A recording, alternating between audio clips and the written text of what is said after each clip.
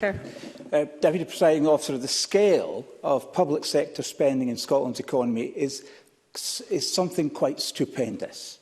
And yet this government, as my friend Tess White was at pains to point out, is reluctant to use that spend to bring about positive change.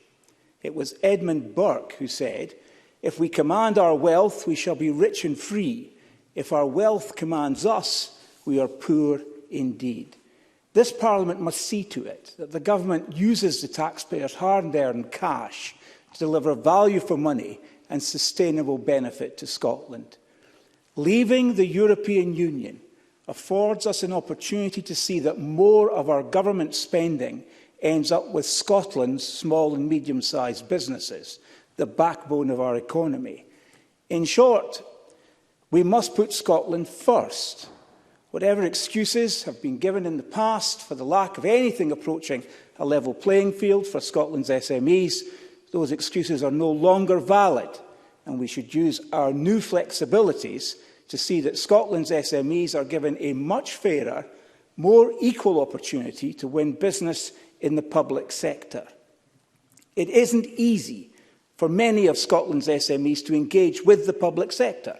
It's complex, it's expensive, and many SMEs simply don't get involved because they can't afford to. This must change.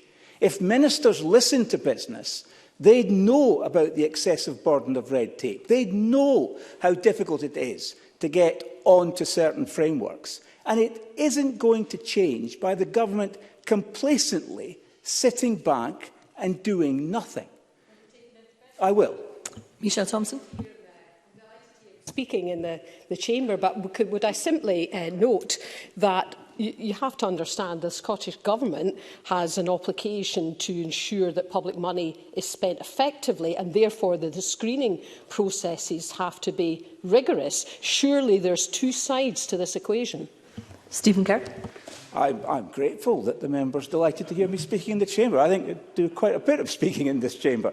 But I take her point, but I'll come on to what she is referring to. Let me continue, and let's see if we can meet somewhere in between the 2 points that we currently seem to find ourselves in. When it comes to how contracts are awarded, we need to stop thinking solely about procurement in a financial or legalistic way, but in a way that accords with our values and with supporting our businesses.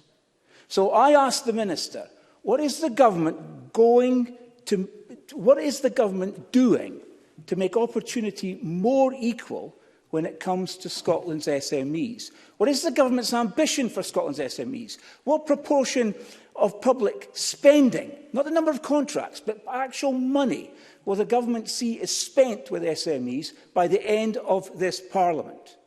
And can I also identify probably the single biggest drag on economic activity and economic growth in this country, and that is the late payment of invoices.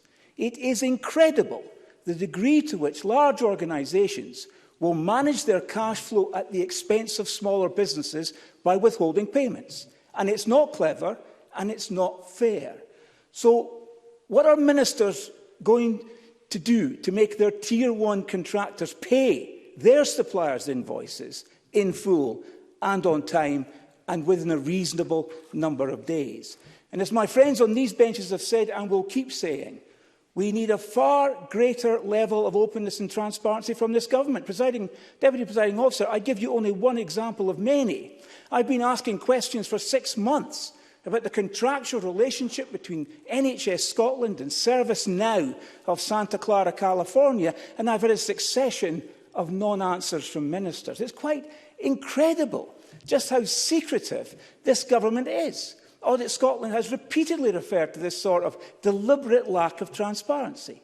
Deputy Presiding Officer, it is the responsibility of this Parliament to scrutinise the executive, to ask questions. Mr Kerr, it is indeed, and you're nearly 40 seconds over your time. I have been generous because you did take an intervention, but could you please bring your remarks to a close? Thank you.